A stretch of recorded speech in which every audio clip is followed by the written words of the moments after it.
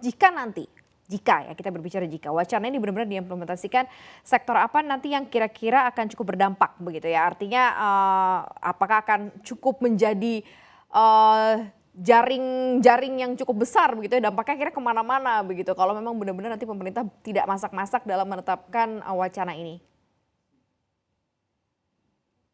Ya, Mbak Maria. Jadi yang pertama, kalau mudah-mudahan tidak ya, doa kita, Ya karena mudah-mudahan kita tidak. juga tahu Bu Sri Mulyani menyampaikan ini baru rencana. Nah, kalau memang ini terjadi, siapa tahu, maka yang terdampak langsung pertama Mhm. adalah sektor pangan itu sendiri. Mbak Maria, meskipun petani kita itu berproduksi, tapi mungkin 40% ya data yang sekarang ya yang terbaru, itu petani kita net consumer. Jadi petani kita itu berproduksi, tapi mereka sebagian besar adalah net buyer atau mereka membeli pangan, ya bukan makan dari apa yang mereka produksi.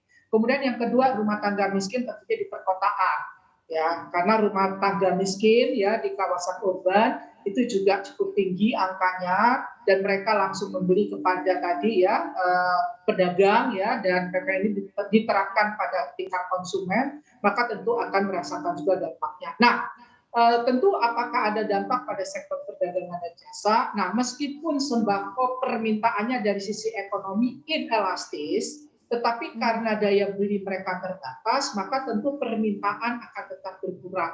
Maka sektor perdagangan dan jasa pun akan terpengaruh. Terakhir, secara umum nanti dalam jangka yang lebih panjang, kalau misalnya ketahanan pangan kita terganggu, maka produktivitas di seluruh sektor ya SDM kita pekerja tentu juga akan terganggu. Jadi begitu Mbak Maria. Oke, kan ini sebenarnya banyak sekali yang dilakukan oleh pemerintah, wacana-wacana untuk sebenarnya mendapatkan penerimaan negara dari pajak begitu ya, termasuk adalah kemarin katanya mau menyenggol kalangan orang kaya juga begitu ya. Apa yang kira-kira mungkin bisa menjadi drive itu nih, Pak Firdaus? Apakah kalau misalnya mencari sumbernya ya dari orang kaya, tax amnesty begitu ya, kembali lagi diwacanakan jilid 2, ini sebenarnya cukup bisa membantu begitu ya, ketimbang mungkin melakukan wacana kenaikan PPN untuk sembako sebenarnya? Ya, jadi mengoptimalkan dari sisi penerimaan, tapi juga perlu loh Mbak, ya kita mengoptimalkan atau mengefisienkan dari sisi pengeluaran. Dua-duanya harus dilakukan. Nah, ini pertanyaannya, apakah semua dari dua sisi itu sudah 100% kita lakukan? Tadi Mhm. contoh ya, tax amnesty jadi kedua. Lo boleh-boleh saja, ya why not gitu ya.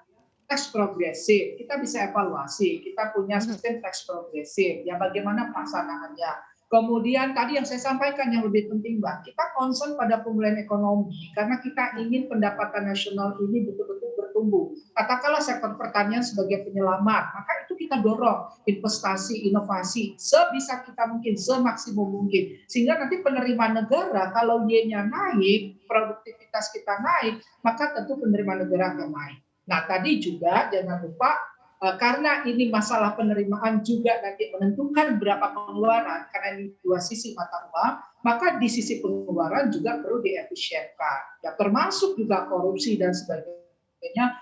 Ini tentu harusnya menjadi concern kita semua untuk lebih kita dorong lagi supaya tidak terjadi. Kira-kira begitu Mbak Maria. Jangan lupa untuk install aplikasi CNBC Indonesia yang tersedia di App Store dan Play Store dan ikuti terus perkembangan ekonomi bisnis terkini hanya di CNBC Indonesia Beyond Business.